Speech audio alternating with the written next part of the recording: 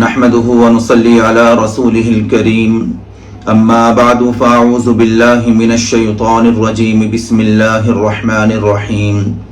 فانكحوا ما طاب لكم من النساء مثنى وثلاث ورباع يزيد في الخلق ما يشاء ان الله على كل شيء قدير صدق الله العظيم وصدق رسوله النبي الكريم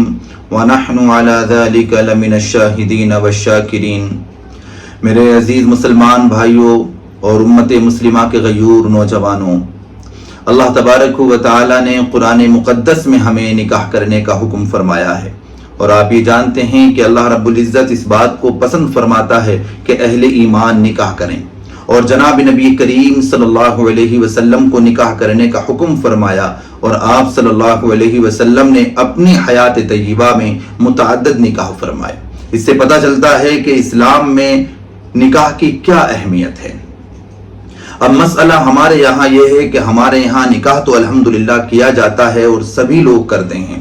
لیکن نکاح میں کچھ پیچیدگیاں ایسی ہیں کہ جن کی وجہ سے بعض مرتبہ شادی کے بعد زوجین مسائل کا شکار ہو جاتے ہیں، اور ان سب چیزوں کو اگر ہم پہلے سے فائنڈ آؤٹ کر لیں، پہلے سے تلاش کر لیں، تاکہ بعد کی زندگی میں مسائل پیش نہ آئیں، دقتیں پیش نہ آئیں، تو نئے جو جوڑے ہوتے ہیں ان کے لیے زندگی گزارنا آسان ہو جائے۔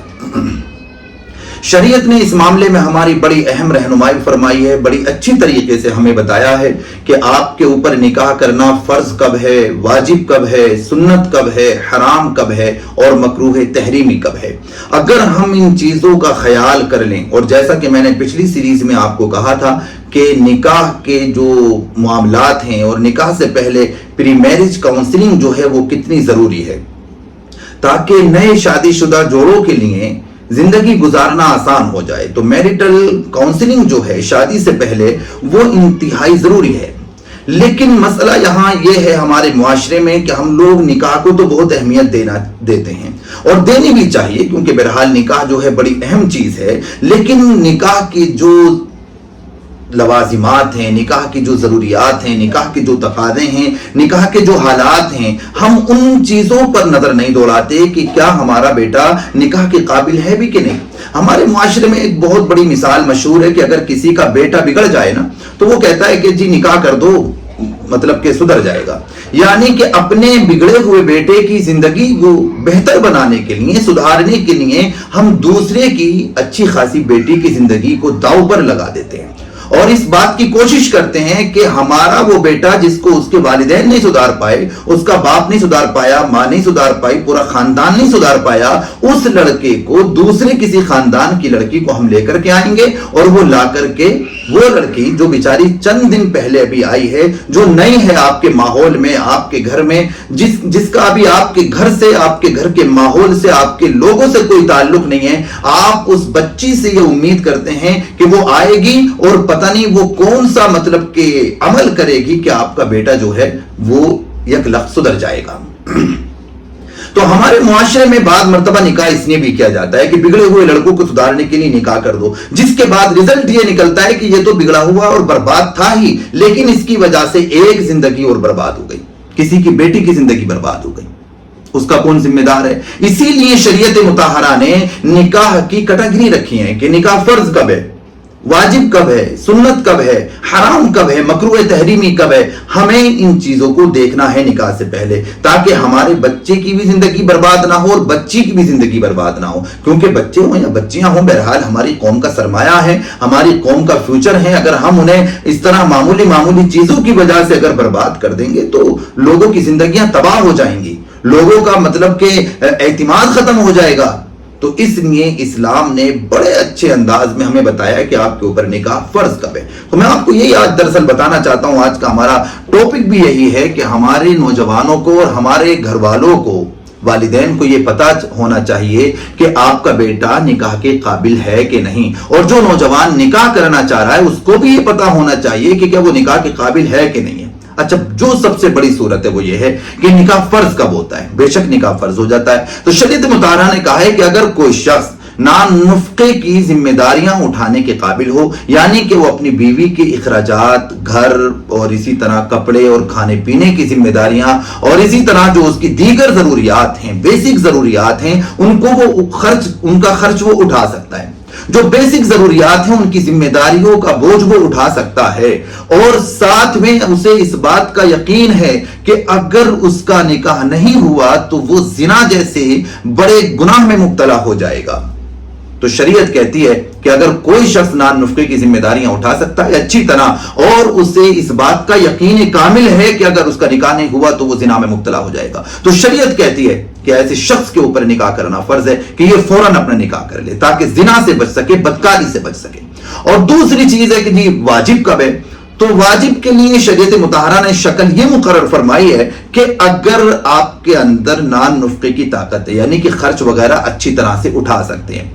और आपके अंदर जिस्मानी ताकत का गलबा हो रहा है, शहवत का गलबा हो रहा है, लेकिन आपको गलबे की वजह से इस बात का गुमान है कि शायद आप जिना में मुब्तला हो जाएंगे, यकीन नहीं है। एक है यकीन वाली बात, एक है गुमान वाली बात। अगर यकीन है और आप नानो नुफ्के पर कुदरत रखते हैं तो आपके ऊपर निकाह करना फर्ज है, लेकिन इस बात का यकीन नहीं है कि आप जिना में मुब्तला हो जाएंगे, सिर्फ गुमान है, तो शरीयत कह रही है फिर इस कंडीशन में आपके ऊपर निकाह करना वाजिब है। तीसरी सूरत हाल है सुन्नत। सुन्नत यह है कि अगर आप अपनी बीवी के नान नुफ्के की जिम्मेदारियां भी उठा सकते हैं, जिस्मानी तकादे भी पूरे कर सकते हैं, और आपको जिना करने का ना कोई गुमान है ना कोई यकीन है कि अगर आपका अभी या 2 महीने या 4 महीने में निकाह नहीं होगा तो आप जिना में मुब्तला हो जाएंगे, ऐसा कोई गुमान भी नहीं है, यकीन भी नहीं है आपको, तो इस कंडीशन में आपके लिए निकाह करना सुन्नत है, और आपको निकाह इस कंडीशन में भी कर लेना चाहिए, ये सोच करके कि निकाह करना बहरहाल जनाब मोहम्मद सल्लल्लाहु अलैहि वसल्लम की सुन्नत है, अपनी पाकदामनी के लिए, अपनी इज्जत और इस्मत की हिफाजत के लिए आपको निकाह कर लेना चाहिए, और सुन्नत समझकर, ताकि मतलब सुन्नत भी अदा हो जाए, और ये निकाह करना आपके लिए बाइसी सवाब होगा जब आप सुन्नत समझ करके निकाह करेंगे। तो ये तीसरी कंडीशन है जिस कंडीशन में नान नुफ्के की जिम्मेदारी आप उठा सकते हैं, लेकिन इस सूरत हाल में आपको जिना का कोई गुमान भी नहीं है, यकीन भी नहीं है, आप बर्दाश्त कर सकते थे, लेकिन सुन्नत समझ करके आपको निकाह करना है। तो ये तीसरी सूरत हाल है। चौथी सूरत हाल है मकरूह तहरीमी। मकरूह तहरीमी का मतलब क्या है कि आपको इस बात का गुमान है कि आप अपनी बीवी के इखराजात भी नहीं उठा सकते, यानी नान नुफ्के की जिम्मेदारियां भी नहीं उठा सकते, और साथ में आपको यह भी गुमान है कि हो सकता है कि अगर आपने निकाह कर लिया तो आप अपनी बीवी पर जुल्म कर सकते हैं। आपको गुमान है कि शायद हो सकता है कि मैं निकाह के बाद अपनी बीवी का खर्चा ना उठा सकूं, उसकी जिम्मेदारियां बर्दाश्त ना कर सकूं, और यह भी हो सकता है कि उन सब वजूहात की वजह से आप अपनी बीवी पर जुल्म करने पर आमादा हो जाएं, आपको इस बात का गुमान है, तो इस सूरत में आपके लिए निकाह करना मकरूह तहरीमी है। और आखिरी शक्ल बचती है हराम, कि निकाह हराम कब है। निकाह हराम उस वक्त है जब आपको इस बात का यकीन है कि आप अपनी बीवी के नान नुफ्के की जिम्मेदारियां नहीं उठा सकते, आप उसके इखराजात नहीं उठा सकते, और इसी तरह जिस्मानी तकादे भी आप पूरे नहीं कर सकते, तो उस सूरत में निकाह करना हराम है जब आपको यकीन हो कि ना आप नान नुफ्का दे सकते हैं, ना आप जो है उसकी इज्जत और आबरू की हिफाजत कर सकते हैं, ना आप उसकी जिस्मानी जरूरत पूरी कर सकते हैं, और यकीन हो कि उस पर आप जुल्म करेंगे, तो ऐसी सूरत में निकाह करना हराम है। अब हमारे मुआशरे में कितने नौजवान ऐसे हैं जो इस कंडीशन में आते हैं, हराम वाली और मकरूह तहरीमी वाली, उसके बावजूद हम लोग उन नौजवानों का निकाह कर देते हैं, जिसकी वजह से एक बेगुनाह और मासूम बच्ची की जिंदगी बर्बाद हो जाती है। तो हमारे मुआशरे को कहीं ना कहीं इस्लाह की जरूरत है, और अपने अंदर जो है, खास तौर से मैं अपने उलमा से, मसाजिद के जिम्मेदारान से ये मैं बार बार कहता हूं कि भाई हर मस्जिद के अंदर इस तरह का आप निजाम बनाएं, और बच्चों के लिए भी, बच्चियों के लिए भी निजाम बनाएं, उन्हें मस्जिद तक लेकर के आएं, और मस्जिद तक लाकर उनके अंदर अवेयरनेस पैदा करें, उनके अंदर बेदारी पैदा करें, उन्हें निकाह से पहले सच्चा पक्का मुसलमान बनाने की कोशिश करें, ताकि निकाह के बाद किसी तरह के मसाइल पैदा ना हो, किसी की जिंदगी तबाह ना हो। क्योंकि आपको पता है कि जिस मुआशरे के अंदर, जिस सोसाइटी के अंदर, जिस गांव के अंदर बेवाओं की और तलाक याफ्ता औरतों की कसरत होती है, वहां पर कहीं ना कहीं जिना के बढ़ने का खदशा होता है। और दूसरी चीज ये भी है کہ بھئی اگر ہمارے محلے میں، ہمارے گاؤں میں، ہماری سوسائٹی میں اگر کوئی خاتون بیوہ ہے، طلاق یافتہ ہے، تو اس سے نکاح کریں۔ اس بات کو اپنے معاشرے میں عام کریں کہ کسی عورت کو، خاص طور سے وہ نوجوان بچیاں جن کے ابھی ایک بچہ ہے، 2 بچے ہوئے ہیں اور کسی وجہ سے انہیں طلاق ہو گئی ہے یا شوہر کا انتقال ہو گیا ہے، تو وہ اسی کنڈیشن میں زندگی نہ گزاریں کہ پوری زندگی اب انہیں بغیر نکاح کے گزارنی ہے۔ نہیں، بلکہ جو آپ کے علاقے کے صاحب حیثیت لوگ ہیں، جنہیں اللہ نے دولت بھی عطا فرمائی ہے کہ وہ نان نفقے کی بھی ذمہ داری اٹھا سکتے ہیں اور اس کی جسمانی تقاضے بھی پورے کر سکتے ہیں، ایسے لوگوں کو چاہیے کہ وہ آگے بڑھیں اور آگے بڑھ کر کے ایسی طلاق یافتہ اور بیوہ عورت کا ہاتھ تھامیں اور ان کی زندگی کا سہارا بنے۔ یہی ہمارا اسلامی معاشرہ ہے کہ جناب نبی کریم صلی اللہ علیہ وسلم کے دور میں اگر کوئی صحابی جنگ میں شہید ہو جاتا تھا تو فوراً اس کی عدت کی مدت کے بعد کوئی دوسرا مسلمان اس سے نکاح کر لیتا تھا، اور یہی وجہ تھی کہ مدینے کے اندر مطلب کہ سال میں سینکڑوں عورتیں بیوہ ہوتی تھیں لیکن کوئی بیوہ نہیں رہتی تھی، سب کے دوبارہ نکاح ہو جاتے تھے۔ سینکڑوں عورتیں تھیں جو مطلب کہ جنہیں طلاق ہو جاتی تھی لیکن دوسرا آدمی ان سے فوراً نکاح کر لیتا تھا۔ تو مکے